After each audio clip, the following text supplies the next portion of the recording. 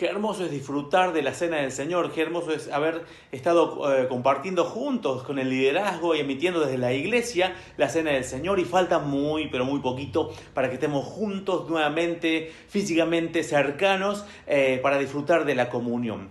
Ahora me toca presentar al orador, que es Martín Campreger. Quizás sea conocido para muchos y para otros quizás no tanto. Él es un chico que nació prácticamente en la iglesia de Barrio Paz.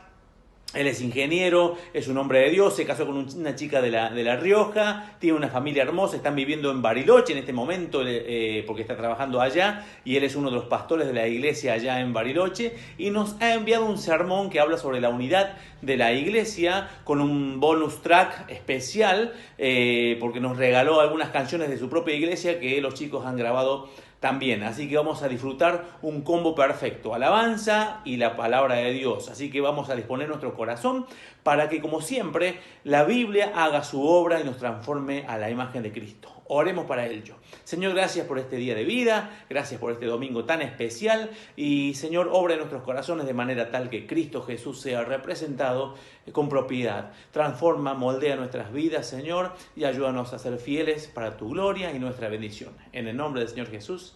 Amén.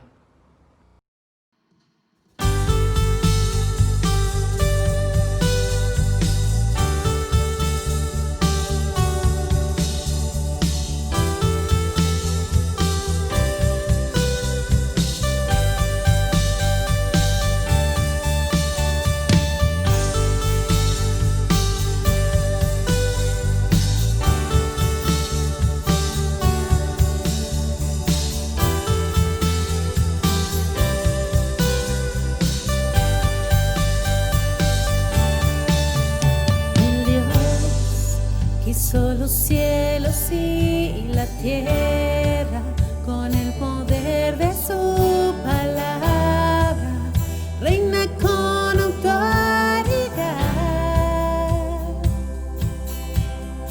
El Dios que aún los vientos lo obedecen, una palabra suficiente para los muertos levantar. Nadie es como Él, oh gran soy. Tú eres el Dios que adoramos, todopoderoso y soberano, grande en misericordia y poder para salvar. Tú eres el Dios que adoramos, quien derrotó la muerte y el pecado, glorioso Redentor y Rey, te adoramos.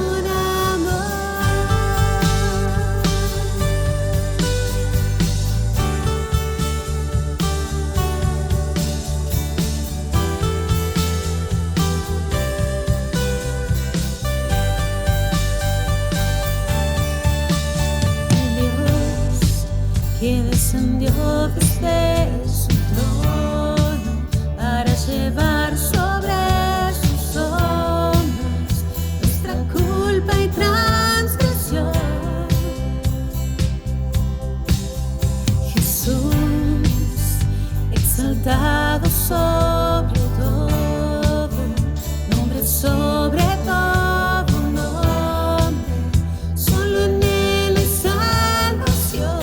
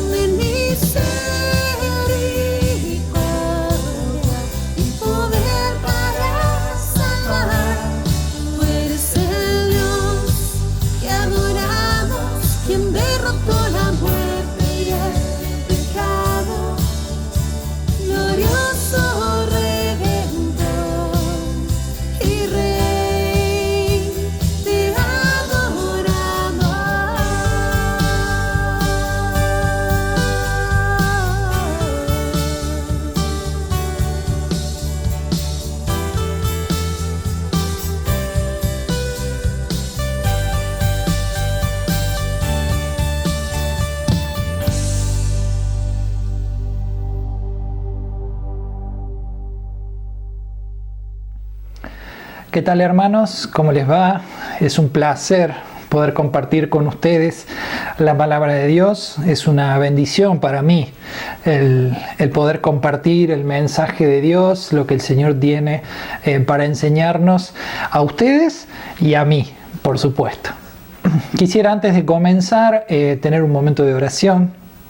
Quisiera orar al Señor pidiendo su guía, que por medio de su Espíritu Santo esté guiando este tiempo, para que quien les habla pueda hablar solo la palabra del Señor.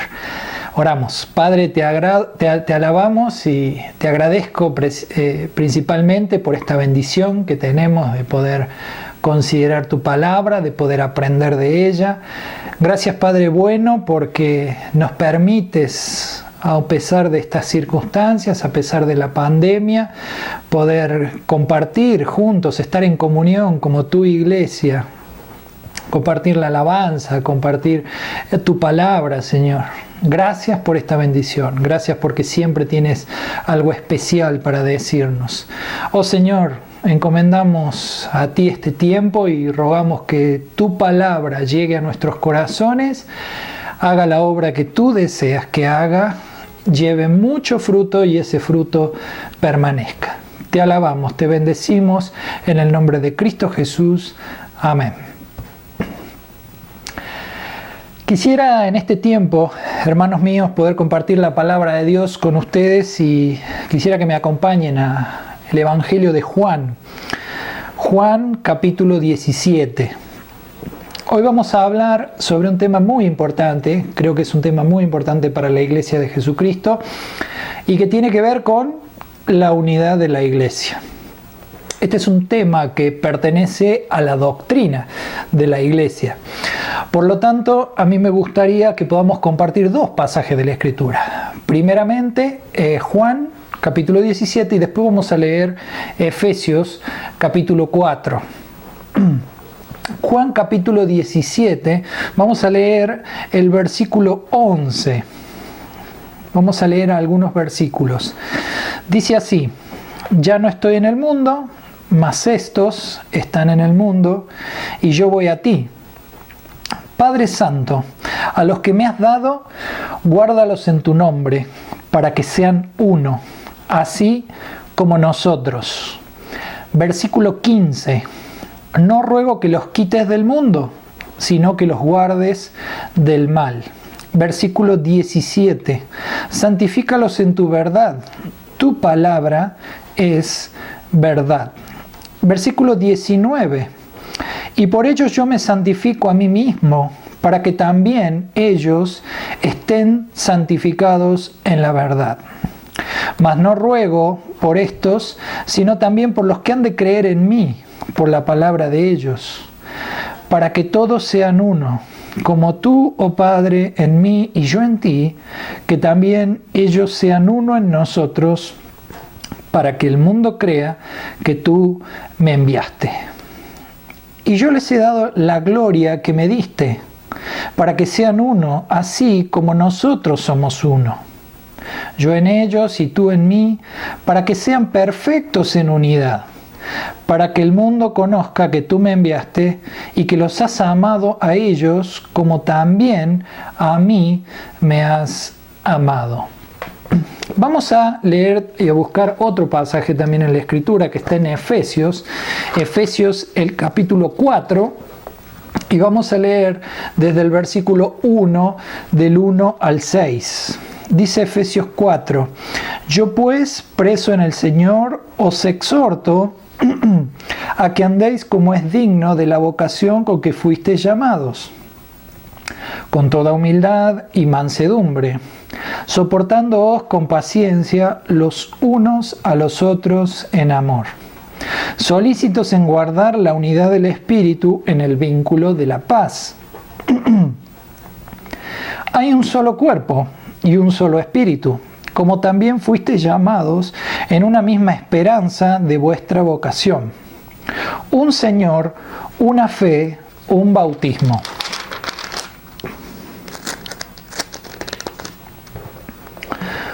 Un Dios y Padre de todos, el cual está sobre todos, por todos y en todos. Hasta aquí la lectura de la palabra de Dios. En este pasaje, cuando tenemos que hablar o tenemos que expresar sobre la unidad de la iglesia, es necesario que cada uno de nosotros consideremos estos dos pasajes que hemos leído. En el primero, en donde se manifiesta la voluntad del Hijo de Dios al orar por la unidad de los discípulos y de los que vendrían después de ellos, no tan solo los discípulos, sino los que vendrían después de ellos, es decir, cada uno de nosotros. En el segundo, el apóstol le enseña, es decir, en el segundo pasaje que hemos leído, el apóstol le enseña sobre los recursos que el Señor nos ha entregado, por supuesto, para mantener esa unidad, la unidad de la iglesia. Y esto es muy, pero muy importante, queridos hermanos, porque la unidad de la iglesia responde al pedido que en la oración de Juan 17 Jesús hace al Padre. Por lo tanto, debemos tener presente que si esto es un pedido de Jesús al Padre, esto tiene que ser algo muy importante. Si Jesús pide al Padre que provea de los medios necesarios para bendecir a la iglesia con la unidad, esto es muy importante. Es muy importante. Entonces, esto tenemos que tenerlo presente cada uno de nosotros, porque quien se opone a la unidad de la iglesia se está oponiendo directamente al pedido del Hijo al Padre, y por lo tanto se opone al Padre. En este mismo pasaje Jesús hablará también de los recursos que nos ha dejado, para que nosotros podamos cumplir con esta responsabilidad de cuidar la unidad de la iglesia.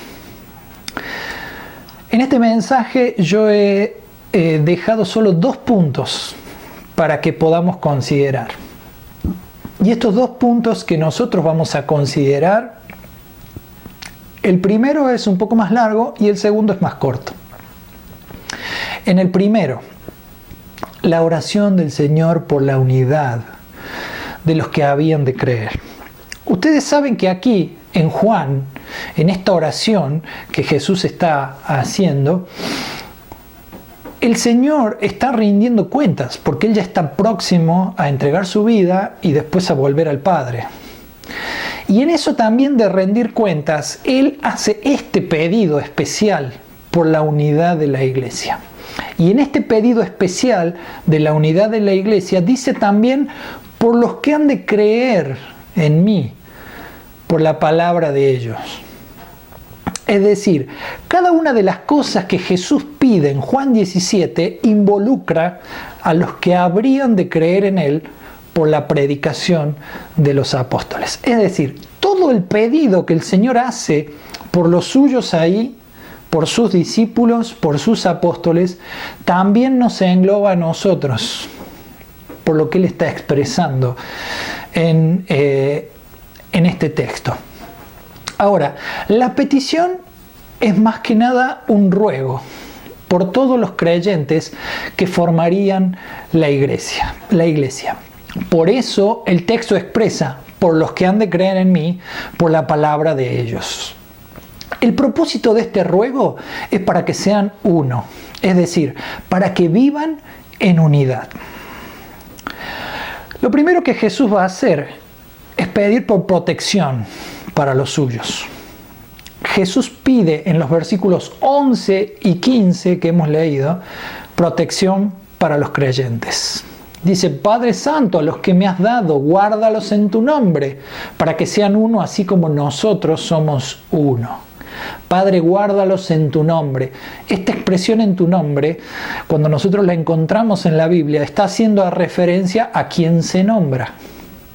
Por lo tanto, podríamos decir, Padre Santo, a los que me has dado, te pido que tú seas quien los guarde, para que sean uno, así como nosotros somos uno.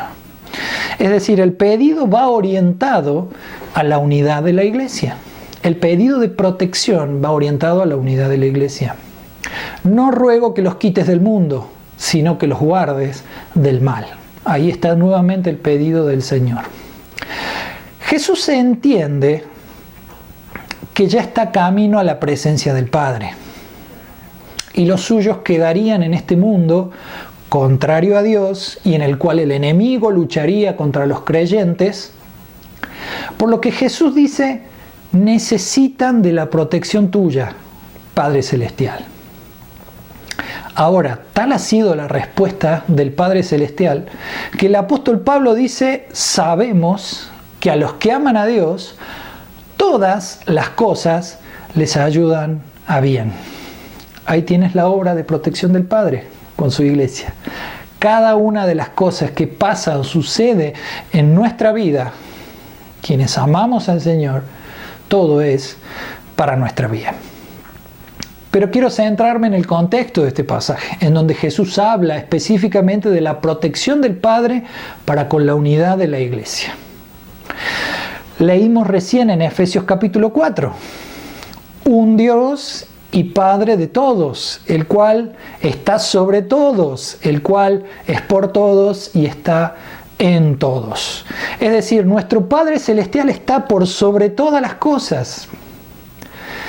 Y eso estar por sobre todas las cosas nos trae la idea de aquella sombra que protege al que habita al abrigo del Altísimo. Es decir, la sombra del Omnipotente es la que protege a su iglesia.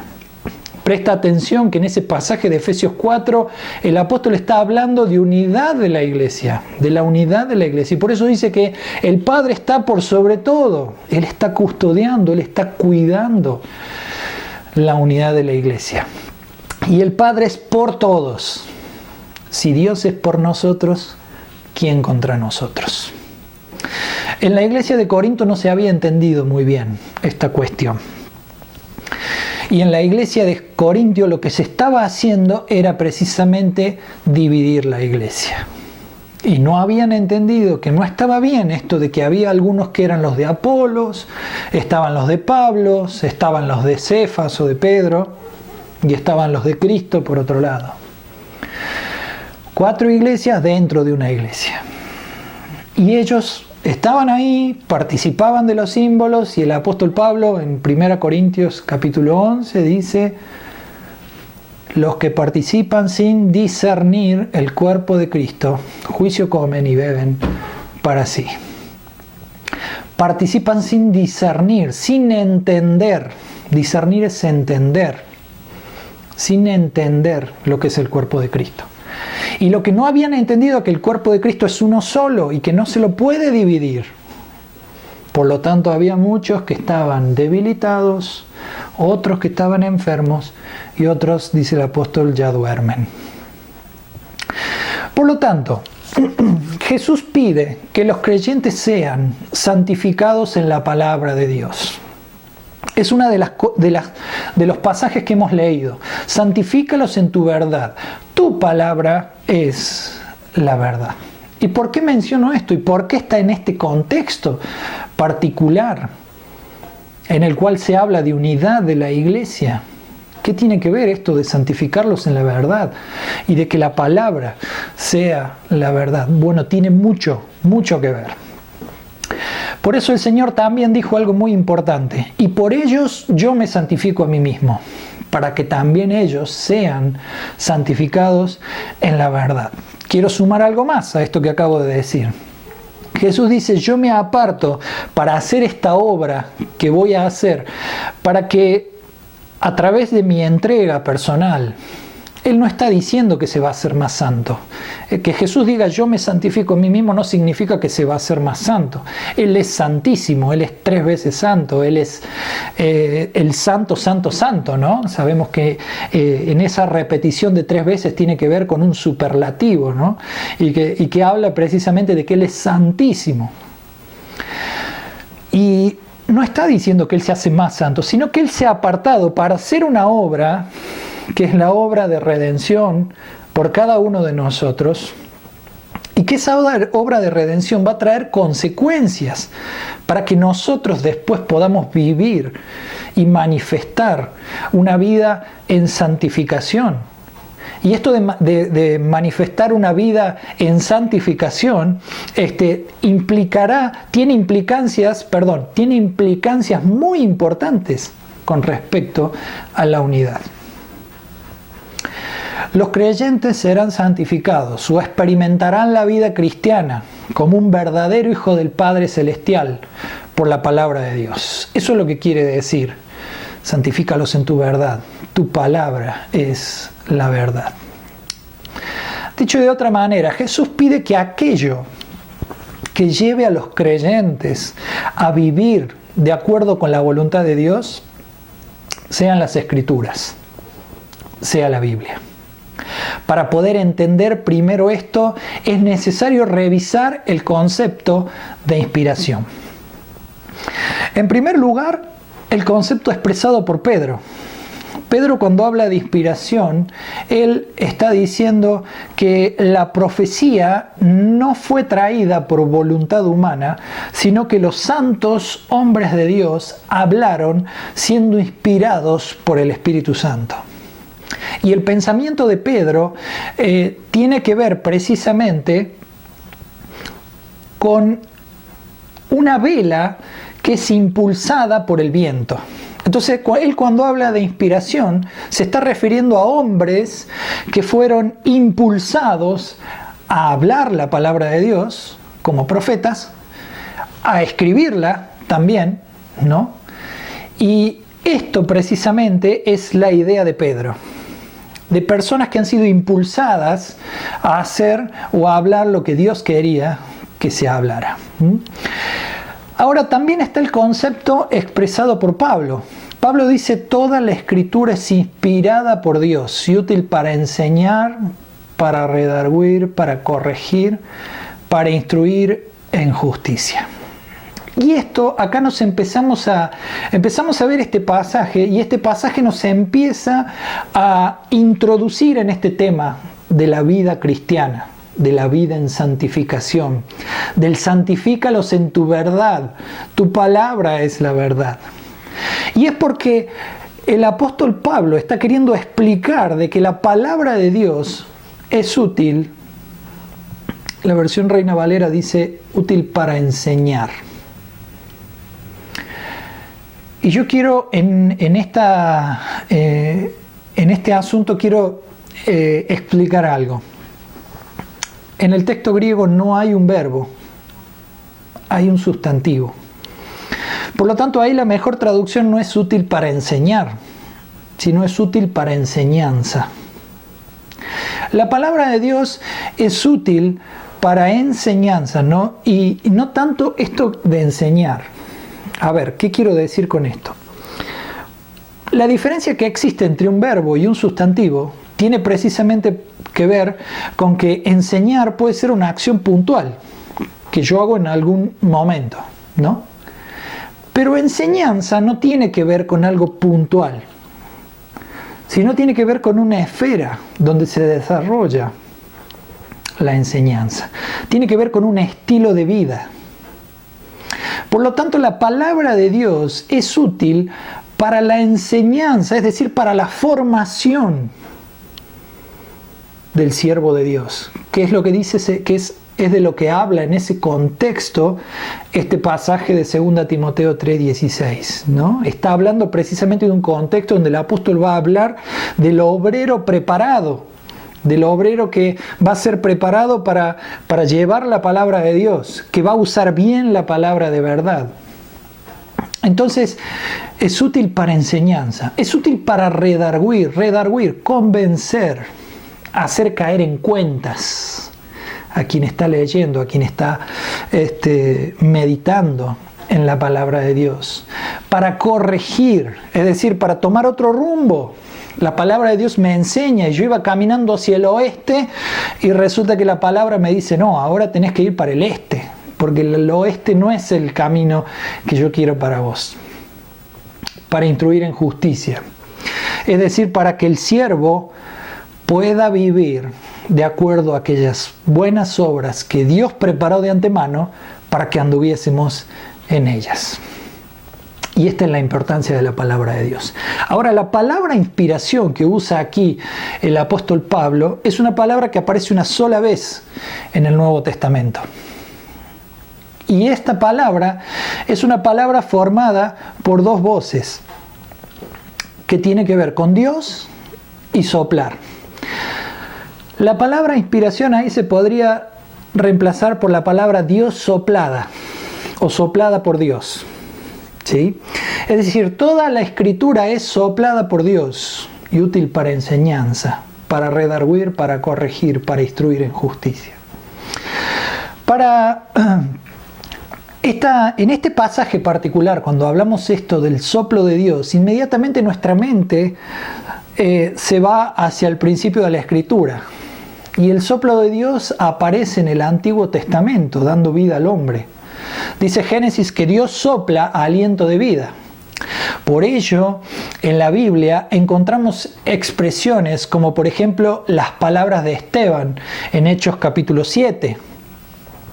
Él habla de la ley y dice que Moisés recibió palabras de vida para darnos. O por ejemplo, Hebreos, porque la palabra de Dios es viva y eficaz y más cortante que toda espada de dos filos y penetra hasta partir el alma y el espíritu, las coyunturas y los tuétanos, y discierne los pensamientos y las intenciones del corazón. Eso lo tienen ustedes en Hebreos 4:12. Es decir, llega a lo profundo de nuestro ser. Por eso la palabra es viva y operante. Llega hasta lo más íntimo. Llega hasta donde ningún hombre puede llegar o puede penetrar, a lo más íntimo y secreto de tu vida y de la mía. Una manera de significar la sutil penetración de la palabra se hace apelando a la distinción entre las coyunturas y los tuétanos, es decir, las articulaciones y la médula, para indicar que llega a los recovecos más escondidos del ser. Llega a la intimidad de los pensamientos que motivan los razonamientos y a las intenciones que producen las acciones.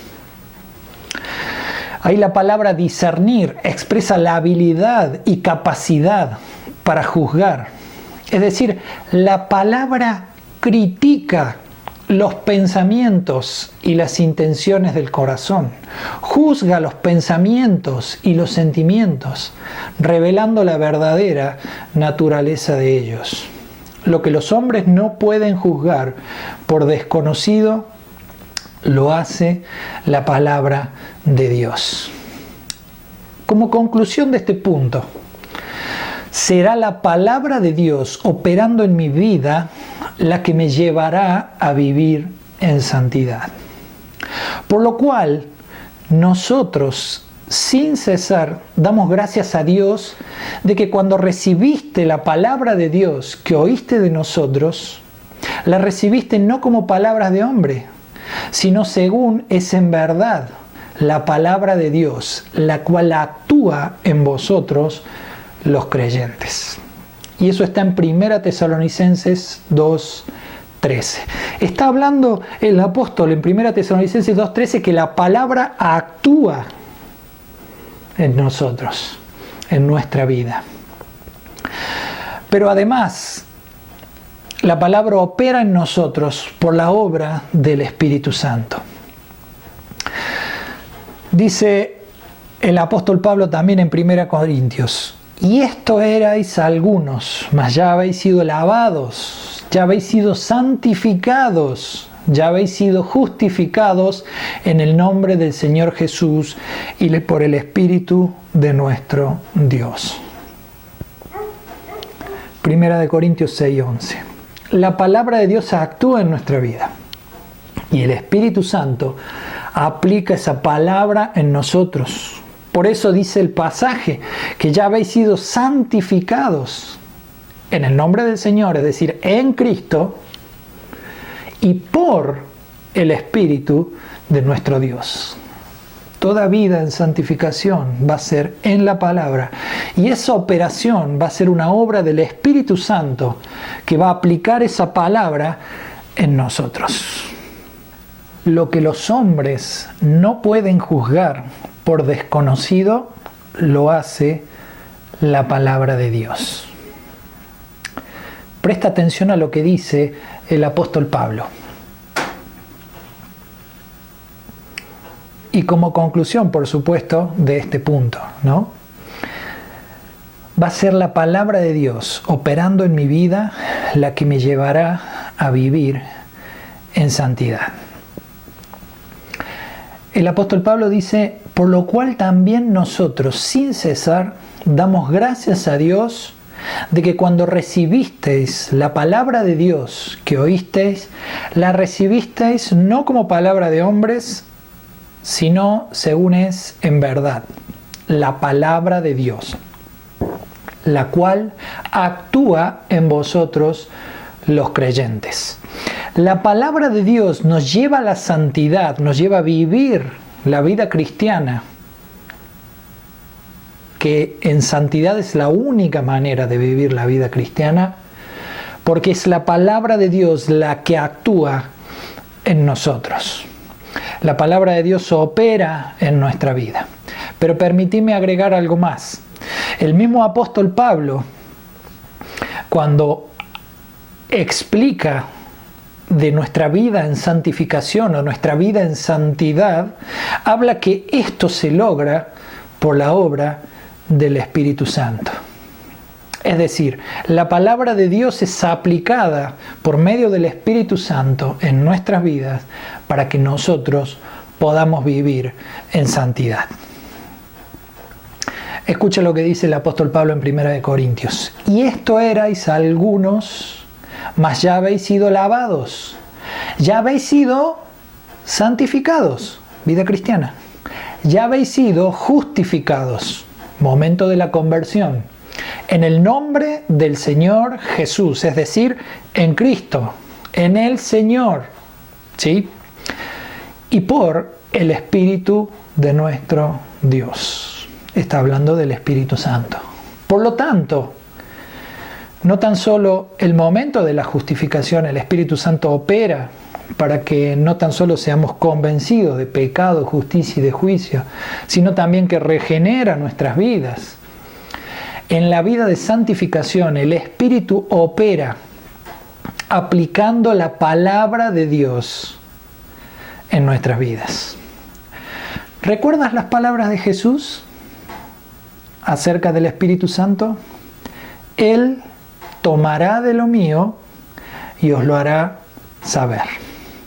Es decir, el Espíritu Santo operando nos permite vivir todo aquello que Cristo es y nos ha enseñado a cada uno de nosotros. Por eso el apóstol Pablo decía, ya no vivo yo, vive Cristo en mí. Esta es una bendición tan grande que tenemos. El salmista podía decir, en tus mandamientos meditaré, consideraré tus caminos, me regocijaré en tus estatutos, no me olvidaré de tus palabras. Y el mismo salmista agrega, en mi corazón he guardado tus dichos para no pecar contra ti. Por lo tanto, hermano, terminando este punto y antes de pasar al punto 2, ¿cuánto tiempo dedicas en tu vida a que la palabra exponga tu situación, tu condición? ¿Cuánto tiempo pasas en tu casa, en tu hogar, en este tiempo de cuarentena, en tu vida cotidiana? ¿Cuánto tiempo pasas diciendo, examíname, Señor, conoce mi corazón, pruébame, conoce mis pensamientos? Y que la palabra de Dios te hable, te enseñe, te instruya. ¿Cuánto tiempo pasas haciendo esto? Eso te llevará cada día a vivir más en santidad y a valorar mucho más la unidad de la iglesia, de lo cual vamos a hablar ahora más en detalle. Quisiera decirte que esto es importantísimo, exponernos a la palabra de Dios y pedir que el Espíritu Santo sea quien transforme nuestras vidas, quien nos cambie, quien aplique la palabra de Dios. lo que nos está enseñando a nuestra vida. Esto es fundamental en tu vida y en la mía. Segundo punto, la provisión de Dios para concretar y mantener la unidad. Jesús dijo: la gloria que me diste yo les he dado, para que sean uno, así como nosotros somos uno. Es decir, yo les he dado mi gloria para que puedan ser uno. Jesús dice que el propósito por el cual ora por los suyos y además pide al Padre lo que anteriormente hemos visto, es como dice este versículo: para que todos sean uno, como tú, oh Padre, en mí y yo en ti, que también ellos sean uno en nosotros, para que el mundo crea que tú me enviaste. El versículo 23 decía: yo en ellos y tú en mí, para que sean perfectos en unidad, para que el mundo conozca que tú me enviaste y que los has amado a ellos como también a mí me has amado.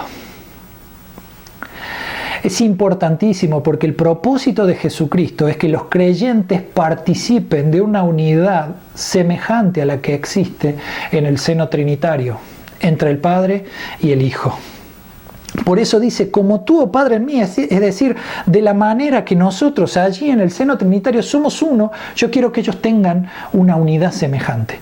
Por lo tanto, para lograr eso, la gloria que tú me diste, lo que tú me diste, yo les he dado. Ahora la pregunta que nos hacemos: ¿es posible concretar el anhelo de Cristo? Bueno, si lo hacemos o buscamos hacerlo con los recursos que cuenta el hombre natural, o mejor dicho, la persona que no ha aceptado a Cristo como su Señor, esto se vuelve una tarea que es imposible. Vea usted, hermano, lo que pasa en la vida cotidiana con las alianzas que se forman o los grupos que suelen formarse con un fin. Generalmente terminan divididos y peleados unos con otros. Hagamos una radiografía de este asunto. Consideremos lo que el apóstol Pablo dice en una de sus cartas a los hermanos de Corinto. Dice: porque nuestra satisfacción es esta, el testimonio de nuestra conciencia, que en la santidad y en la sinceridad que viene de Dios, no en sabiduría carnal, sino en la gracia de Dios, nos hemos conducido en el mundo y especialmente hacia vosotros. Esto está en 2 Corintios capítulo 1 versículo 12, esta es la versión de la Biblia de las Américas. El apóstol marca un contraste y expresa que se han conducido en el mundo y con los hermanos de una manera totalmente diferente a la manera de conducirse de quienes obran bajo una sabiduría carnal. Entonces miremos un poco qué es lo que pasa en el mundo, en donde se manifiesta un modo de conducirse conforme a una sabiduría de este tipo, o a una sabiduría carnal, como decía el apóstol. En Efesios capítulo 2 dice: y Él os dio vida a vosotros cuando estabais muertos en vuestros delitos y pecados, en los cuales anduvisteis en otro tiempo, siguiendo la corriente de este mundo, conforme al príncipe de la potestad del aire, el espíritu que ahora opera en los hijos de desobediencia, entre los cuales también todos nosotros vivimos en otro tiempo, en los deseos de nuestra carne, haciendo la voluntad de la carne y de los pensamientos, y éramos por naturaleza hijos de ira, lo mismo que los demás. Efesios capítulo 2, versículos 1 al 3.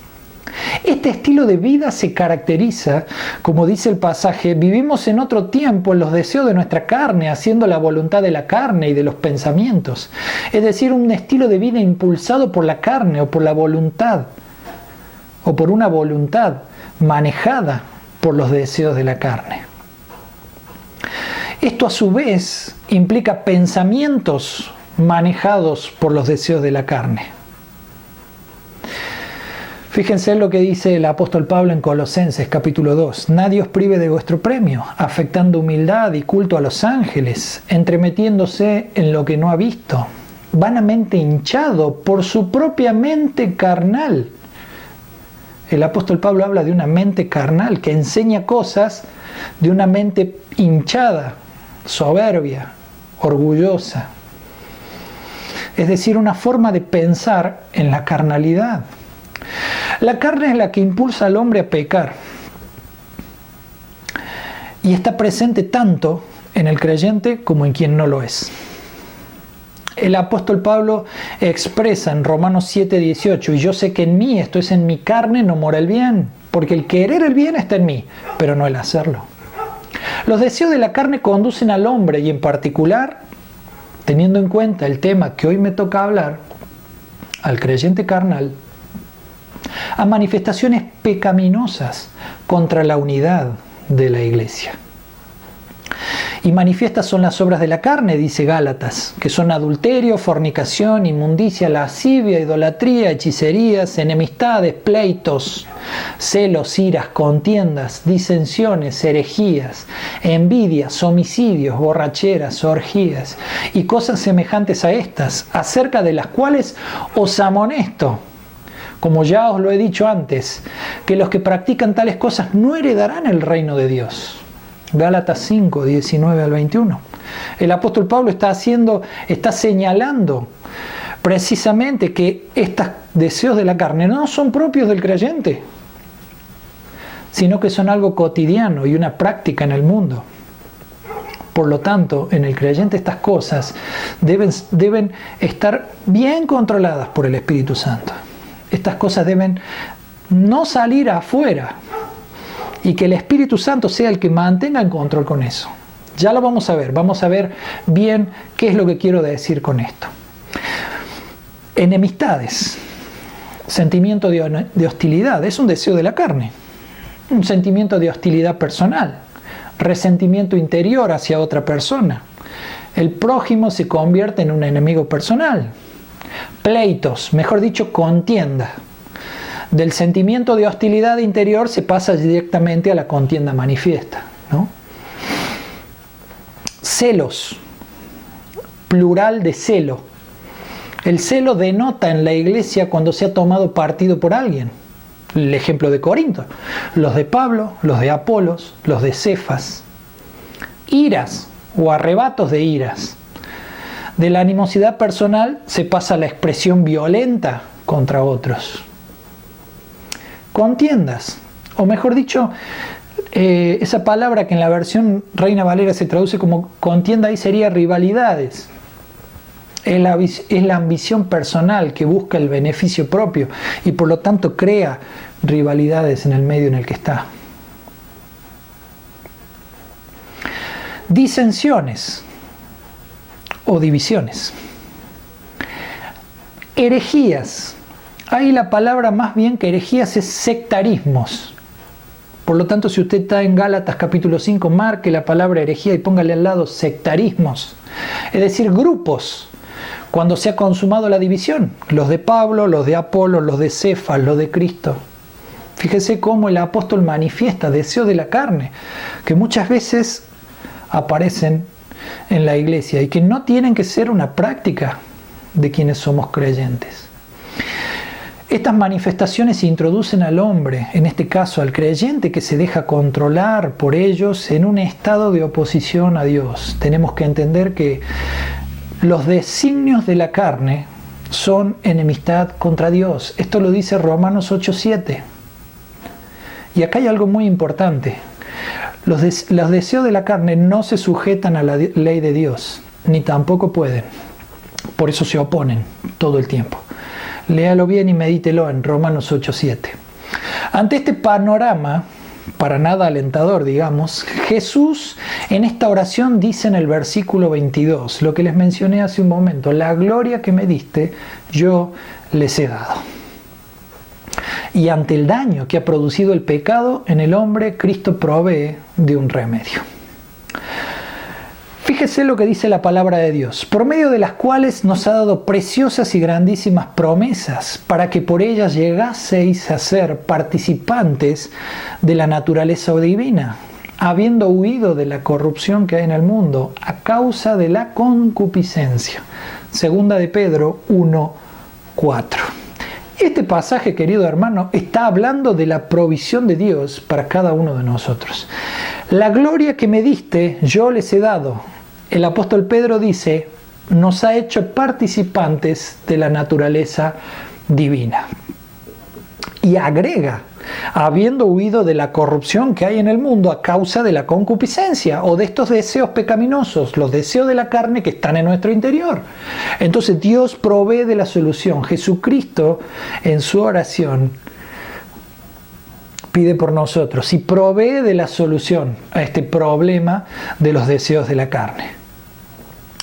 La naturaleza divina de la cual Cristo nos hace participantes, nos capacita por medio de la comunión con Él para poder vivir aquellas cualidades que nos llevarán a cuidar la unidad. Si los celos llevan al creyente a tomar partido por alguien, como los de Corinto, los de Apolo, los de Cefas, el Señor nos bendice con toda humildad. ¿Se acuerdan lo que dijo Jesús? Aprended de mí, que soy manso y humilde de corazón. Nos bendice con la humildad, eso es lo que dice el pasaje de Efesios capítulo 4, con toda humildad. Para que la estima no la tenga yo para conmigo mismo, sino para con los demás. De tal manera que pueda vivir sin buscar el bien propio, sino el del otro. 1 Corintios 10, 24. Ante las enemistades, provee del fruto del Espíritu que se manifiesta en la benignidad, que es la bondad manifestada hacia quienes quizás no lo merecen y se comportan como ingratos y malos. ¿Los deseos de la carne producen enemistades? Muy bien, el Espíritu Santo produce algo nuevo en mi vida, produce humildad, produce la benignidad. Y esta es la bendición que tenemos nosotros en Cristo, para que podamos vivir esta unidad. Ante las divisiones, el Señor nos llama por su Espíritu Santo a la mansedumbre. La mansedumbre es el total sometimiento a la voluntad de Dios. La mansedumbre mostrará su obra completa en nuestra vida cuando amemos la unidad de la iglesia como lo hacía Jesús. Porque la única manera de estar sometido completamente al Señor es amando lo que el Señor ama. Y en este caso, el Señor ama la unidad de su iglesia. Por último, la tolerancia o paciencia. El versículo de Efesios 4 decía paciencia. Hablaba de humildad, hablaba de mansedumbre y hablaba de paciencia. Pero paciencia en amor, tolerancia en amor. Esto también es fruto del Espíritu, que llama a soportar, aunque la cuestión se haya salido de su curso normal. En medio de enemistades, en medio de celos, en medio de contiendas, en medio de sectarismos, el Señor nos provee de tolerancia. En medio de enemistades, celos, contiendas y sectarismo, hermano, aprende del Señor. Quiero llamarte a aprender del Señor. Aprende de la benignidad del Señor, demostrada en que aunque no merecíamos nada, Él murió por nosotros. Escucha la palabra.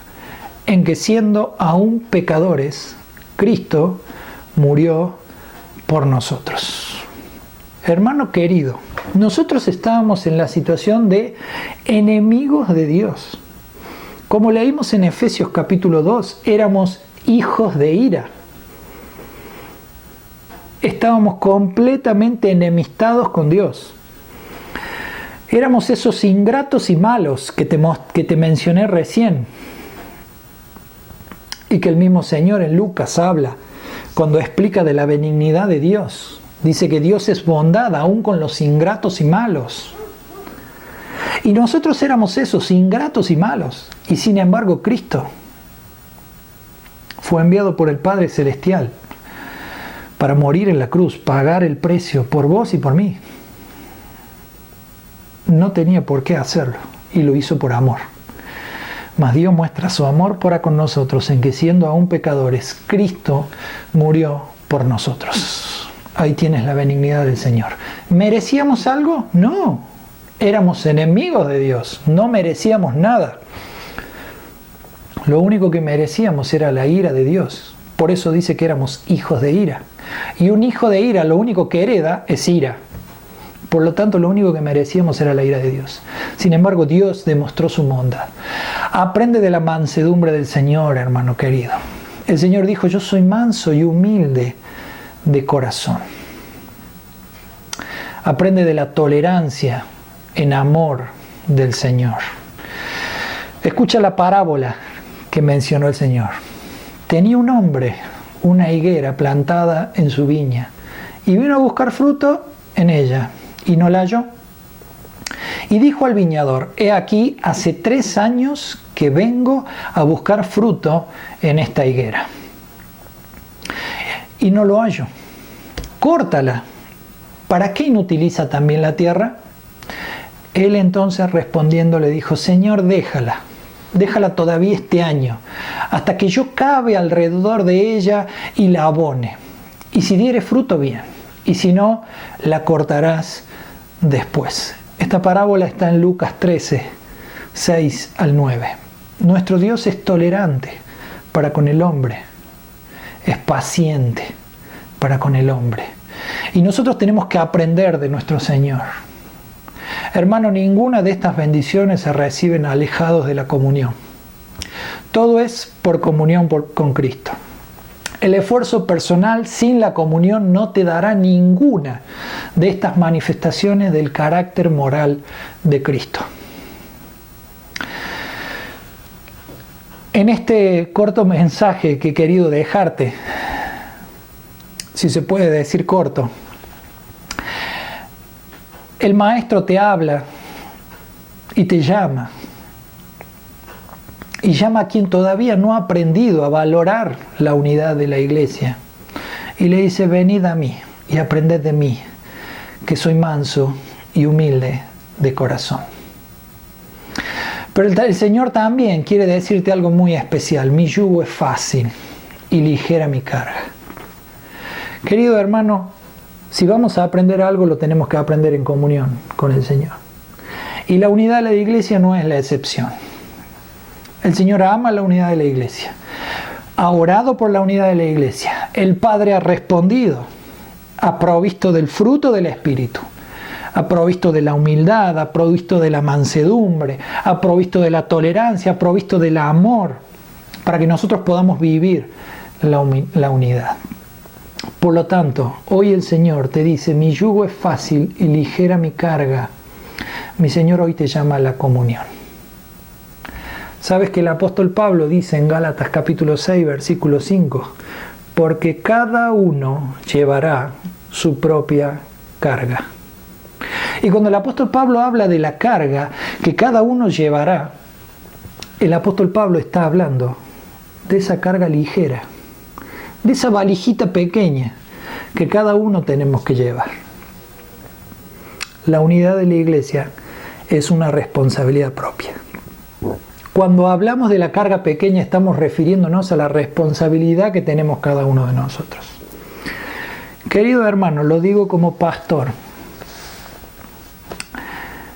y te lo digo como quien te ama y tu hermano en Cristo. Tú tienes que llevar tu propia carga. No es responsabilidad de los pastores que tú leas la palabra para que la palabra te cambie. La responsabilidad es tuya. No es responsabilidad de los pastores que vos puedas orar. Vos tenés que orar. Los pastores no pueden ir a tu casa a controlarte si lee la Biblia o no lee la Biblia. No pueden ir a tu casa a hacerte orar. Eso es una responsabilidad tuya. Tu responsabilidad es crecer en el conocimiento del Señor. Tu responsabilidad es aprender de Jesús. Tu responsabilidad es aprender mansedumbre. Tu responsabilidad es que el Espíritu Santo produzca el fruto en tu vida por medio de la comunión con Cristo. Por lo tanto, yo te quiero alentar, hermano mío querido, a que sigas en este camino de la comunión con el Señor, para que el fruto del Espíritu se manifieste en tu vida y para que manifestándose en tu vida el fruto del Espíritu queden a un lado de nuestra vida los deseos de la carne, que muchas veces producen enemistades, pleitos, divisiones. Querido hermano, te lo digo de una convicción personal, a la luz de lo que la palabra me ha enseñado. Las divisiones no están dentro del propósito de Dios. Personalmente lo tengo que decir. Nunca voy a justificar una división de la iglesia, ninguna, porque va en contra de la oración de Jesús y va en contra de lo que el Padre ha hecho para que cada uno de nosotros, solícitos en guardar la unidad del Espíritu, lo hagamos en el vínculo de la paz. O sea, estemos siempre prestos a cuidar la unidad que el Espíritu Santo ha logrado en el cuerpo de Cristo, y que lo hagamos a través del vínculo de la paz. Quiero alentarte, hermano querido, no a vivir un determinado estándar. Quiero alentarte a que seas como Jesús. Que cada día te levantes y puedas decir: Padre, yo quiero ser cada día como Jesús. Yo quiero aprender humildad y mansedumbre con Jesús. Entiendo mi responsabilidad de llevar esta carga, que es la de estar en comunión con el Señor. Un yugo fácil y ligero.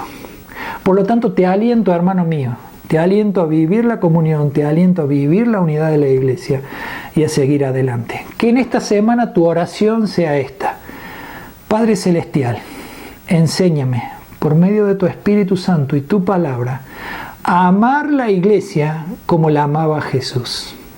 ¿Y cómo la amaba Jesús a la iglesia?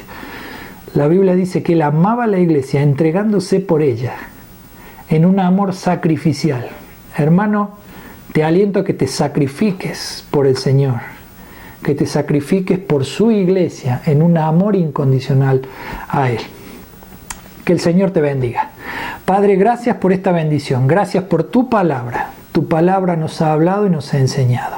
Oh Señor, que sea tu palabra la que en este tiempo tan especial que tenemos aprendiendo de ti, se haga carne en nuestra vida, en nuestro ser. Que tu Espíritu Santo aplique la palabra aprendida en nuestros corazones. Te alabamos, te bendecimos en el nombre de Cristo Jesús. Amén.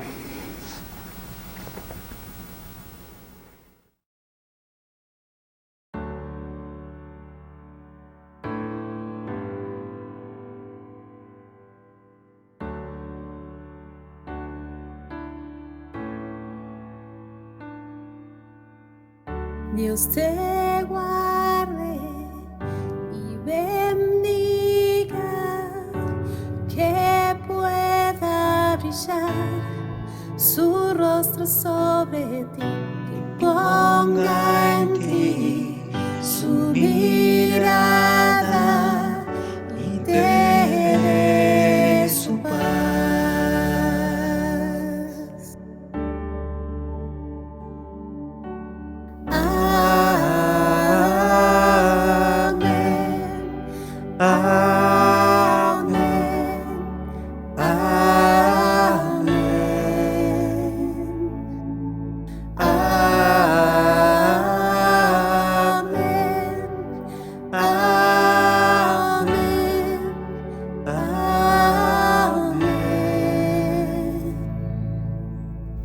Dios te guarde y bendiga,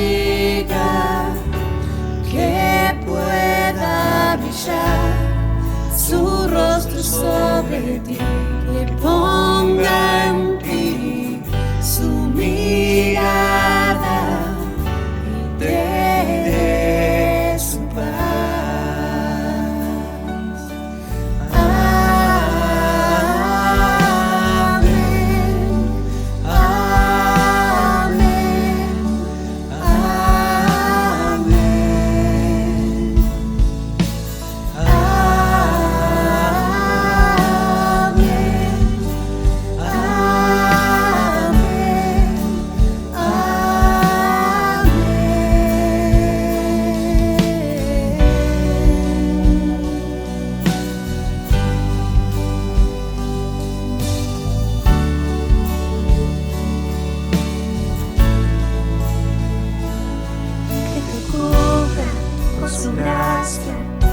mil generaciones, tu familia, de tus hijos, de los hijos, de tus hijos, que te cubra con su gracia hasta 1000 generaciones, tu familia, de tus hijos y los hijos de tus hijos, que te cubra con su gracia hasta 1000 generaciones, tu familia, de tus hijos y los hijos de tus hijos, que te cubra con su gracia hasta 1000 generaciones, tu familia, de tus hijos y los hijos de tus hijos, su presencia te dirija donde quiera que tú vayas.